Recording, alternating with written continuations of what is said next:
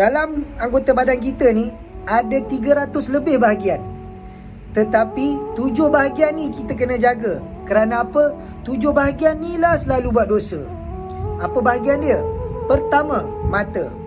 Kedua, mulut. Ketiga, telinga. Keempat, tangan. Kelima, kaki. Keenam, perut. Ketujuh, kemaluan. Kenapa 7 bahagian ni selalu buat dosa? 7 bahagian ni, pertama, mata. Mata ni kita kena jaga. Janganlah tengok benda-benda yang tak elok, benda-benda yang boleh mendatangkan dosa. Itu mata. Mulut. Mulutlah yang paling berbahaya. Antara 7 bahagian ni, mulutlah yang paling berbahaya. Kenapa? Mulut ni lah yang paling mudah untuk buat dosa.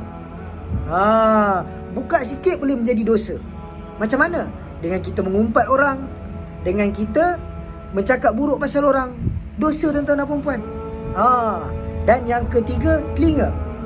Mendengar benda-benda yang tak elok, lalu kita menyebarkan, kan? Mendengar benda-benda yang gosip-gosip, dengar benda-benda yang tak sepatutnya kita dengar, lalu kita sebarkan. Telinga kena jaga juga. Dan yang kelima, tangan. Tangan, jagalah tangan, tuan-tuan dan puan-puan. Janganlah kita mencuri. Jangan mencuri, jangan menerima rasuah, dan janganlah yang suka rasuah. Itu tangan.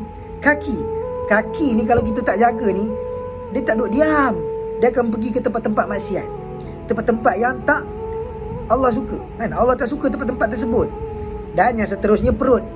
Isilah makanan dalam perut ni benda-benda yang halal, benda-benda yang baik. Jangan benda-benda syubhah. Nanti kita jadi benak untuk buat solat. Kita nak buat ibadah jadi rasa berat. Punca pada makanan lah, tuan-tuan dan puan-puan. Dan yang seterusnya adalah kemaluan. Kemaluan ni kita kena jaga. Kalau kita tak jaga, dia tak boleh duduk diam. Faham-faham lah ya? Okay? Tapi dua benda ni kita kena jaga, betul-betul kena jaga. Adalah mulut dan kemaluan. Mulut lah paling bahaya. Mulut ni antara yang lembut tetapi dia tajam. Dalam masa sama, dia boleh cucuk belakang orang. InsyaAllah tuan-tuan dan puan-puan, sebarkanlah perkara ini. Semoga kita dapat manfaat. Assalamualaikum.